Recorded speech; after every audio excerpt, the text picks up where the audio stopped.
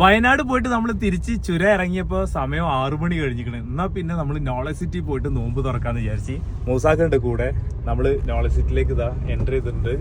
അങ്ങനെ നമ്മൾ വാഹനം പാർക്ക് ചെയ്ത് നേരെ പള്ളിക്കകത്ത് പോയി. പള്ളിക്കകത്ത് കുറച്ച് കാഴ്ചകളാണ് കാണുന്നത്. പിന്നെ അത് കഴിഞ്ഞ് നമ്മൾ നേരെ പുറത്തേക്ക് ഇറങ്ങിയ സമയത്ത് കണ്ടത് നീണ്ട വരിട്ടാ.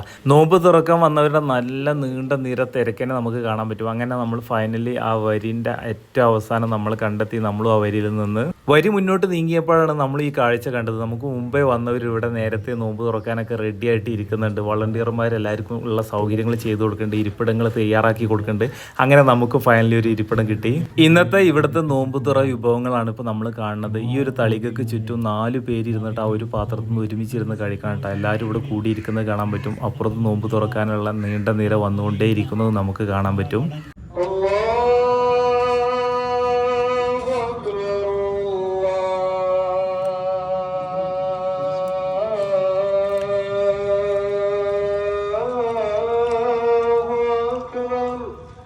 പല നാടുകളിൽ നിന്ന് വന്നിട്ടുള്ള സുഹൃത്തുക്കൾ ഒരുമിച്ചിരുന്നിട്ട് ഒരു തളികക്ക് ചുറ്റും ഇരുന്നിട്ട് ഭക്ഷണം കഴിക്കുന്ന അതിമനോഹരമായിട്ടുള്ള കാഴ്ച തന്നെ നമുക്ക് കാണാൻ പറ്റും. ഇപ്പോൾ ഇന്നത്തെ നോമ്പ് തുറയുടെ കുറച്ച് കാഴ്ചകളാണ് നമ്മൾ ഷെയർ ചെയ്യാൻ ശ്രമിച്ചത് കേട്ടോ. കൂടുതൽ കാഴ്ചകളും വിശേഷമായിട്ട് നമുക്ക് മറ്റൊരു വീഡിയോയിൽ കാണാം. വീഡിയോ ഇഷ്ടപ്പെട്ട് കഴിഞ്ഞാൽ സബ്സ്ക്രൈബ് ചെയ്യാനും ഫോളോ ചെയ്യാനും മറക്കല്ലേ.